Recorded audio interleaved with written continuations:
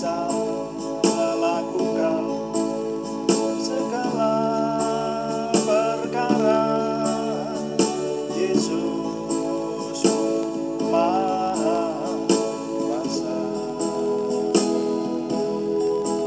Dia ciptakan seisi dunia, mengatur segala masa.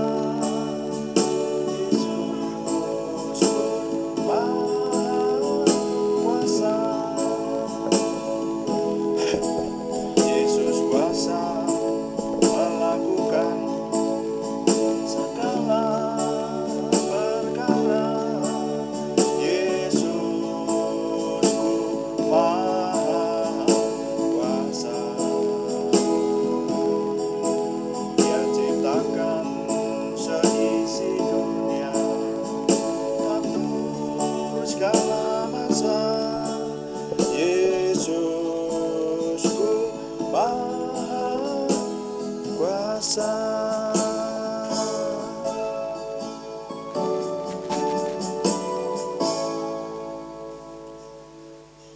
Bapa, kami mengucap syukur malam hari ini Tuhan memberkati kami. Kami mempersembahkan doa malam kami. Kami menyerahkan semua yang kami persembahkan ini menjadikan nama Tuhan dimuliakan dan kami semua diberkati. Terima kasih Bapa. Dalam nama Tuhan Yesus Kristus kami berdoa. Haleluya. Amin.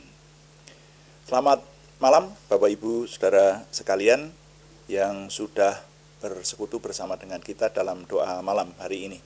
Doa malam melalui online ini diadakan secara iman Kristiani dengan dasar keyakinan kepada Tuhan Yesus Kristus, Yeshua HaMasyiah, Juru Selamat dunia, Imam Besar Agung kami. Dan firman Tuhan yang didokumentasikan dalam kitab suci Perjanjian Lama serta Perjanjian Baru menjadi pegangan kami, menjadi pegangan kita sekalian. Saudara sekalian, doa malam didedikasikan untuk menjawab pertanyaan. Karena itu kalau ada pertanyaan rohani dari saudara-saudara seiman khususnya, silahkan dikirimkan kepada kami dan kami ingin menjawabnya menjadi tema-tema dalam doa malam kita. Dan doa malam juga seringkali ditujukan untuk mencermati hal-hal yang terjadi pada zaman kita ini, sehingga kita tidak diombang-ambingkan oleh keadaan zaman, tapi kita mencermati segala sesuatu dengan firman Tuhan sehingga hidup kita semakin berkenan kepadanya. Nah, sore hari ini saya ingin menyampaikan renungan singkat, judulnya Bukti Kuasa Yesus Hingga Hari Ini. Kita baca dulu Kisah Para Rasul pasal yang ke-3. Kisah Para Rasul pasal yang ke-3. Kita akan membaca ayat 15 sampai 16. Ini adalah bagian dari khotbah Petrus di Serambi Salomo. Tapi di dua ayat ini memberikan satu pernyataan yang akan kita perhatikan sebagai tema atau judul renungan sore hari ini. Firman Tuhan berkata, demikianlah ia huruf besar, jadi ia Yesus yang dimaksud di sini. Demikianlah ia pemimpin kepada hidup, telah kamu bunuh, tetapi Allah telah membangkitkan dia dari antara orang mati, dan tentang hal itu kami adalah saksi. Dan karena kepercayaan dalam nama Yesus, maka nama itu telah menguatkan orang yang kamu lihat dan kamu kenal ini, dan kepercayaan itu telah memberi kesembuhan kepada orang ini di depan kamu semua. Nah, ini pernyataan yang cukup penting. Sampai di sini pembacaan saya, ini pernyataan cukup penting dari khotbah Petrus, bagian dari khotbah Petrus di Serambi Salomo, bahwa Yesus Kristus itu memiliki kuasa. Nama Yesus Kristus memiliki kuasa untuk mengubah hidup dan menyembuhkan sampai hari ini. Nah, saya ingin menyampaikan sebuah kesaksian. Jadi ini supaya menguatkan iman kita, itu seringkali iman kita itu dikuatkan dengan adanya kesaksian, saudara. Yaitu bahwa nama Yesus punya kuasa. Nah, Kesaksian ini saya ambil dari sebuah buku terjemahan, judulnya Aku Percaya Akan Mujizat, terbitan Gandum Mas, penerbit Gandum Mas. Dan dikisahkan di sini ada seorang wanita namanya Mary Smith. Mary Smith itu dikisahkan seorang Kristiani, tapi kekristenannya dicatat di sini belum mengenal Tuhan, seperti itu. Jadi Mary Smith ini seorang yang baik, seorang yang pergi beribadah, memiliki suami, tapi belum mengenal Tuhan. Ya, dicatat di situ seperti itu. Sehingga ketika suaminya meninggal dan dia menderita penyakit gondok, sudah 36 tahun menderita penyakit gondok, dan dia selalu hadir di sebuah ibadah yang dipimpin atau pengkhotbahnya adalah penginjil Kathryn Kuhlman. Nah, ini nama yang cukup dikenal, saudara-saudara ya. Nama yang cukup terkenal, penginjil Kathryn Kuhlman. Yang sangat dikenal karena karunia kesembuhan. Jadi dia kalau mendoakan orang itu banyak sembuh. Di ibadah-ibadah yang dia lakukan, dalam buku Aku Percaya Akan Mujizat ini, ya, jadi ini bukunya, saudara ya. Itu dikisahkan di banyak kebaktian yang dia pimpin, itu ada banyak penyakit yang disembuhkan. Nah, Mary Smith ini sering mengikuti ibadah itu, tapi hatinya belum dijamah Tuhan. Hanya satu ketika dikisahkan, dia hatinya dijamah Tuhan. Padahal waktu itu dia menghadapi tekanan yang cukup berat karena suaminya meninggal. Suaminya meninggal, lalu penyakit gondoknya itu sudah dicatat di sana 42 cm, 36 tahun menderita penyakit gondok. Gondok tahu ya, jadi lehernya membesar begitu. Sampai 42 cm besarnya. Dan dia pernah berkata kepada dokter yang memeriksanya supaya gondoknya itu dioperasi. Dia tidak peduli apakah nanti hasilnya baik atau tidak, tapi dia sudah tidak kuat karena seringkali dia napasnya jadi sulit. Dia berjalan naik tangga sedikit aja sudah napasnya tersengal-sengal karena gangguan gondoknya itu. Dan dokter tidak berani mengoperasi karena sudah terlalu berakar gondoknya itu. Nah, satu ketika dia dijamah Tuhan, dan dengan jamahan itu dia mengalami sukacita besar, saudara. Ya, sukacita besar sampai dikisahkan di sana bahwa setelah suaminya meninggal, dia selalu meminta seorang tetangganya untuk menemani dia tidur pada malam hari, sehingga ya dia memiliki ketergantungan seperti itu. Tapi setelah dia, istilah yang digunakan, dijamah Tuhan atau bertemu dengan Tuhan atau mengenal Tuhan yang sesungguhnya, maka dia memiliki sukacita besar dan dia tidak perlu ditemani lagi. Hidupnya penuh dengan sukacita. Tapi penyakitnya masih, saudara. Bahkan penyakit itu sangat menyiksa dia. Dan dia justru karena penyakit ini, sebelum dia dijamah Tuhan, dia sempat berpikir untuk bunuh diri, untuk mengakhiri hidupnya karena sudah tidak kuat kepada penderitaan yang begitu luar biasa ini. Nah, tapi sekarang dia tidak ingin bunuh diri lagi. Hatinya penuh dengan sukacita, walaupun penyakitnya masih.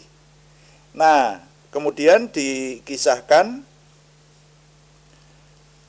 pada bulan Mei tahun 1949. Jadi memang ini sudah cukup lama terjadinya, saudara ya.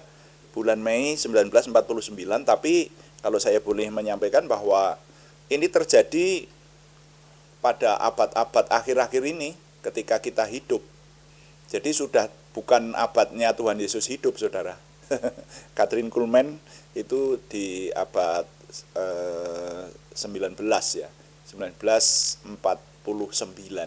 Bulan Mei 1949 dia datang di ibadahnya Kathryn Kuhlman itu.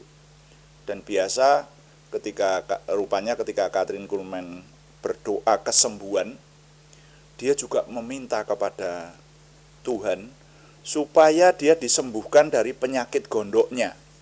Dan seperti biasa saudara tahu, kalau orang yang memimpin ibadah kesembuhan itu ada waktunya mengusir penyakit dalam nama Tuhan Yesus, seperti itu. Nah, jadi dikisahkan semacam itu. Lalu dia merasakan kepalanya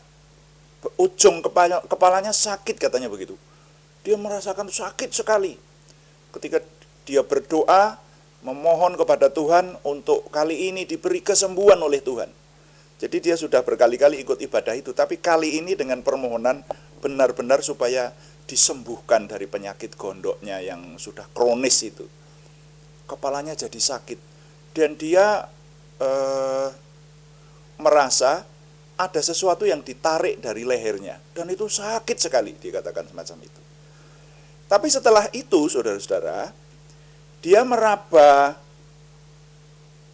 lehernya, itu gondoknya hilang. Sampai dia seketika tidak percaya. Dia pergi ke kamar kecil dan melihat di cermin, gondoknya hilang.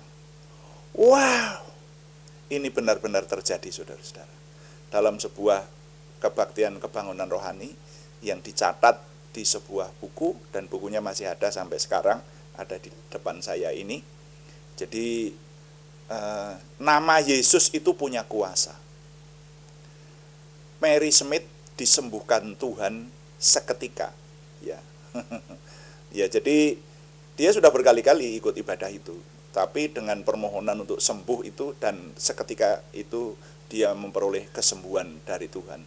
Dan sesudah itu dia memeriksakan diri kepada dokternya heran dan berbicara kepada tetangga-tetangganya. Tetangga-tetangganya pangling, istilahnya pangling itu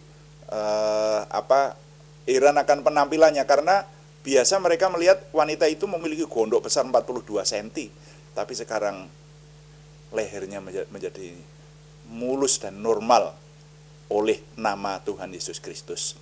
Nah, kesaksian-kesaksian semacam ini, saudara, ini bukan dongeng, ini kesaksian, saudara, ya, benar-benar terjadi pada bulan Mei tahun 1949.